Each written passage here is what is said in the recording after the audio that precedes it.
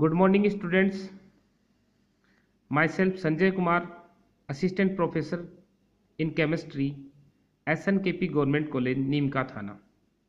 आपका online classes में स्वागत है। आज हम बीएससी पार्ट फर्स्ट की केमिस्ट्री का जो पेपर थर्ड चलता है फिजिकल केमिस्ट्री, उसकी यूनिट फर्स्ट के बारे में चर्चा करेंगे, लिक्विड स्टेट। इससे पूर्व की क्लास में हमने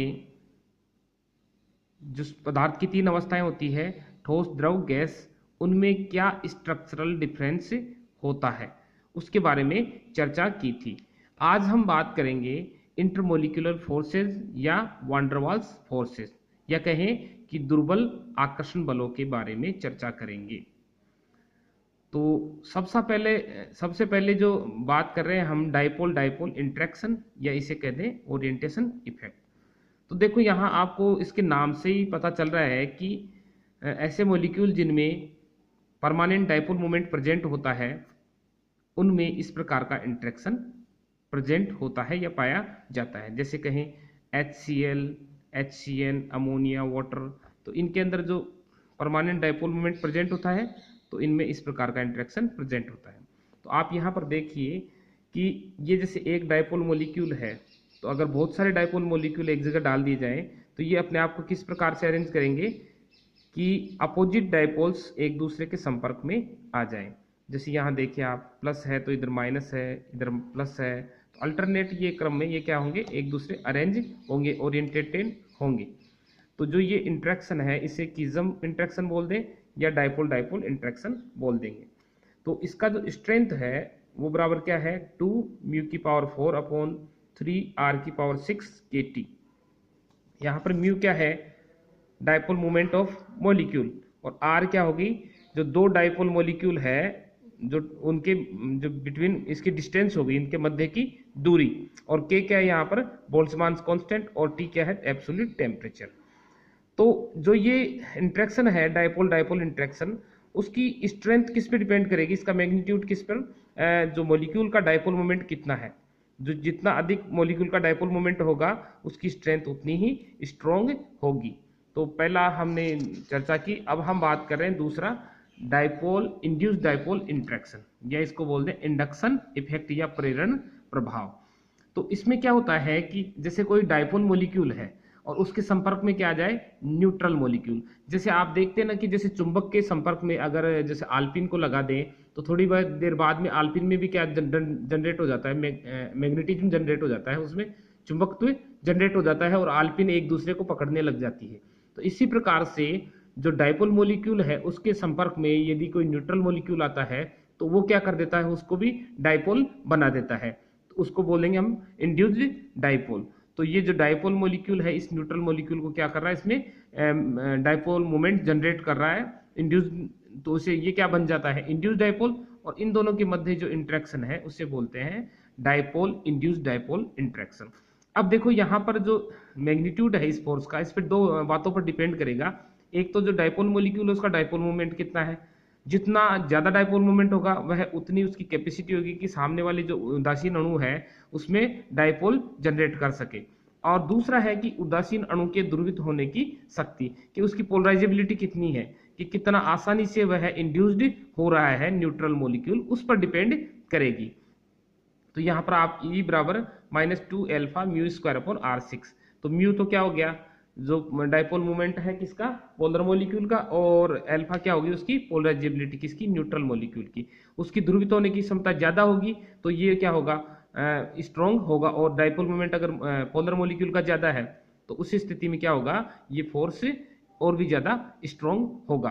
तो आप यहाँ पर देख लें कि जैसे वाटर है, वाटर क्या है, एक पोलर मॉलिक्यूल है, और जिनोन घुल जाती है कम मात्रा में, सोल्युबिलिटी क्या है जिनोन की काफी कम होती है। ऐसे डिजोल्व ऑक्सीजन है, तो ऑक्सीजन क्या है, एक न्यूट्रल मॉलिक्यूल है, और वाटर क्या है, पोलर मॉलिक्यूल।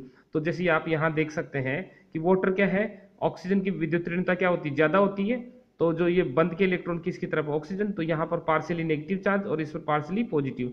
तो ये नेगेटिव चार्ज जो ऑक्सीजन है, ये जो न्यूट्रल ऑक्सीजन है उसको क्या कर देती है, डाइपोल जनरेट कर देती है, उसको इंड्यूस्ड मॉलिक्यूल बना देती है, इंड्यूस्ड डाइपोल और इसके मध्य क्या हो जाता है, इंट्रैक्शन डेवलप हो जाता है। ऐसे ही हम देखें यहाँ पर HCl है और आर्गन को अगर डिजोल्व करें, आर्गन क्या है, न्यूट्रल है, क्या इनर्ट गैस है, तो यहाँ पर एक फोर्स डेवलप हो जाता है जिसे बोलते हैं डिबाई फोर्स, या इसे बोल देंगे डाइपोल इंड्यूस्ड डाइपोल इंट्रैक्शन।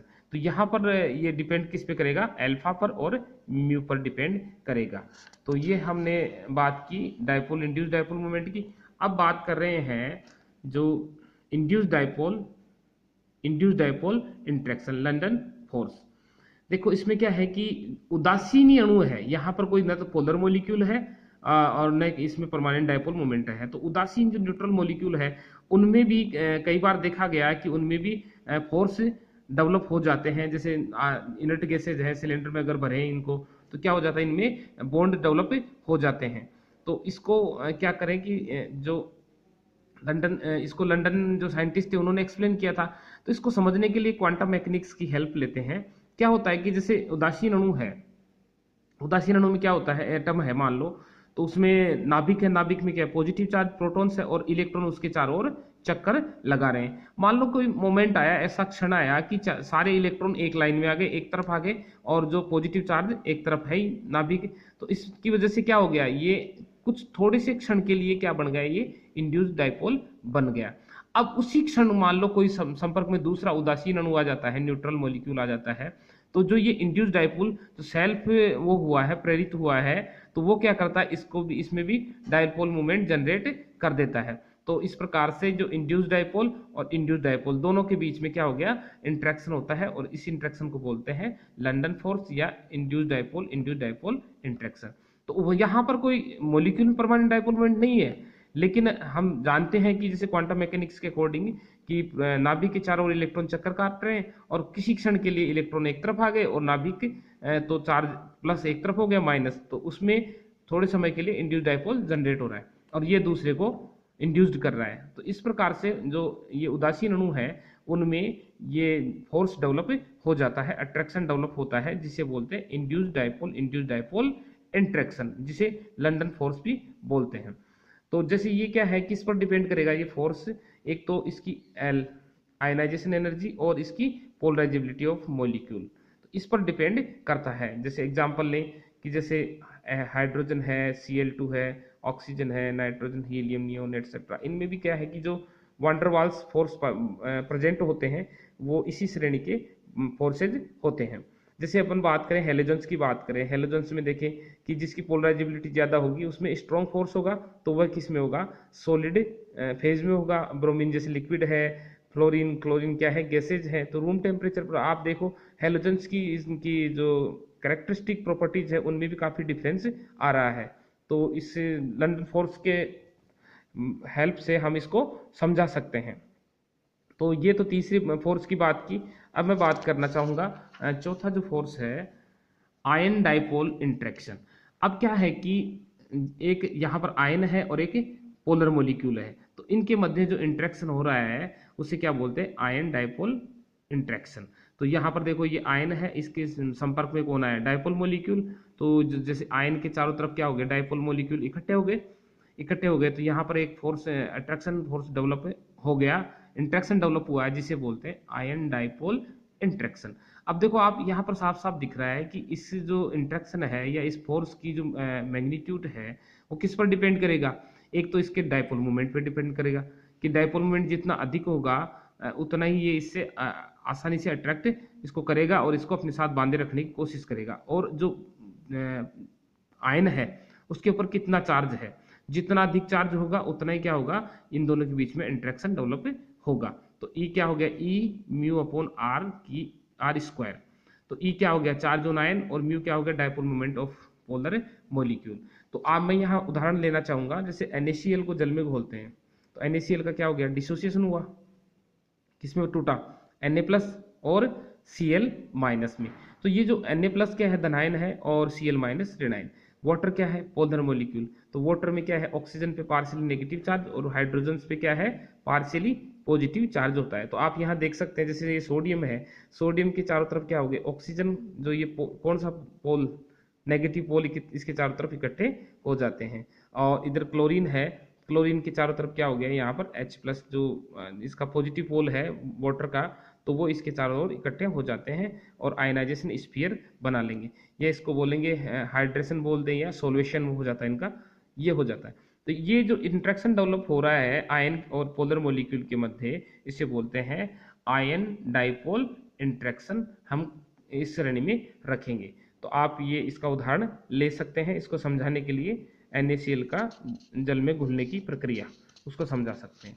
अब बात करते हैं जो लास्ट फोर्स है आयन इंड्यूस्ड डाइपोल इंट्रैक्शन।